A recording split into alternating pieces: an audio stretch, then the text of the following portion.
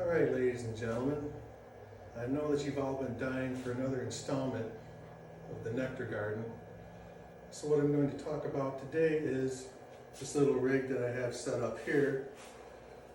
This is mushroom slurry, specifically yellow Morel slurry. So what we got going here is an industrial strength air pump that goes to a splitter, running 4 separate tubes into 4 separate buckets. Inside these buckets, we have our industrial strength air stone centered in the bucket, constantly circulating the water and adding oxygen. So the formula for what's in this bucket is well water, molasses, salt, and ground up morel mushrooms. So and flour. I've just been corrected. So the purpose of the salt is to kill the bacteria, but hopefully not the fungus, the morels. The purpose of the molasses is to feed the mycelium, the hyphae of the morel mushrooms, which hopefully are reproducing in this environment. The flour also feeds it and gives it something to bind it to, so that when you empty it, it will not be quite so free-flowing in the water. It'll have something to hang on to stabilize it. So, about the water, this is very important. So, if you use chlorinated water, the chlorine will kill the mushroom strains. It will kill the hyphae. If you use distilled water, the distilled water will explode the cells of the mushroom because it's out of balance in terms of dissolved nutrients and electrolytes, and the cells will just swell up and explode. So you pretty much want to use well water or some kind of bottled water that is not distilled water. So what's supposed to happen here is this is going to bubble for a day or two. They say between 24 and 48 hours. I'm going to let it go 48. And the mushroom hyphae, the morel hyphae, should grow and multiply by a large magnitude. How much? I don't know. The things that can go wrong with this are contamination from either other mold spores or bacteria, but we're going to give it a shot. This is the first time that I ever did this, so we're going to see how it works. So anyway, once this goes through the 48-hour cycle, I'm going to put this mixture into a watering can and use that to water different spots around the nectar garden, around this property.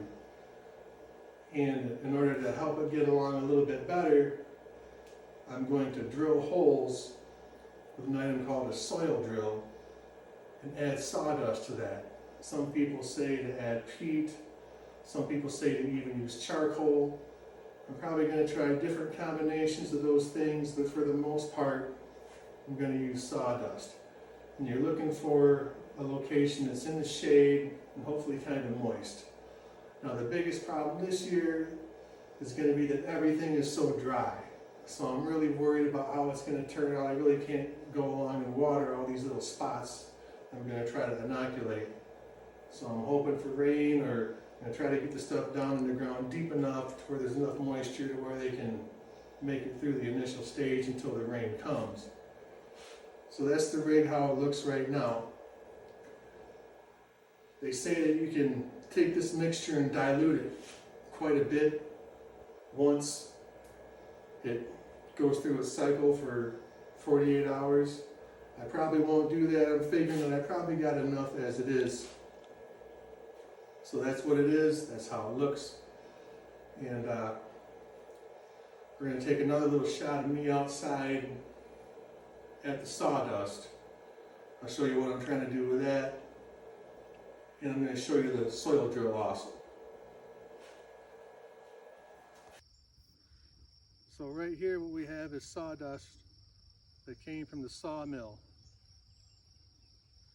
and it's been sitting around for a while, so it probably has its own wild fungus growing in it of different types.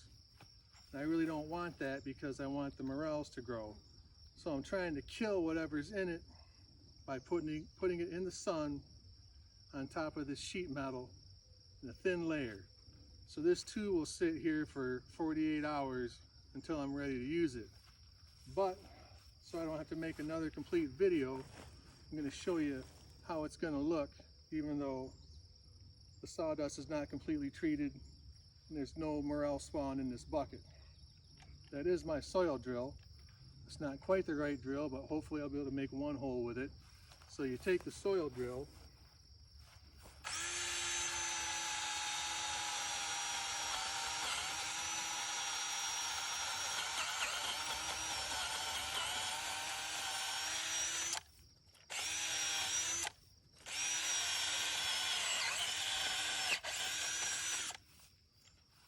and drill a hole about into the subsoil. So then the next thing that'll happen is I'll add my sawdust, which is probably going to get a little bit of lime in it also to bring the pH up, because that's what these kind of mushrooms like. So anyway, let's assume this is sawdust and lime.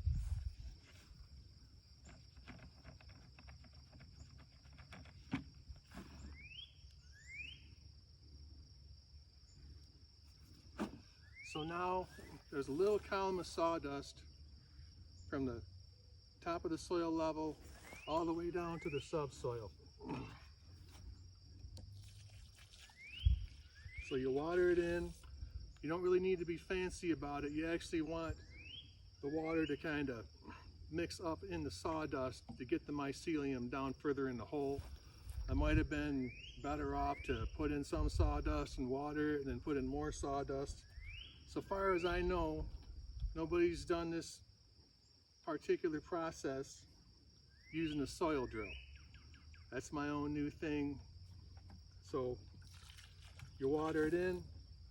So now theoretically, you have an inoculated plug of sawdust in the area of your choice. This would not be a good area because it's in full sun.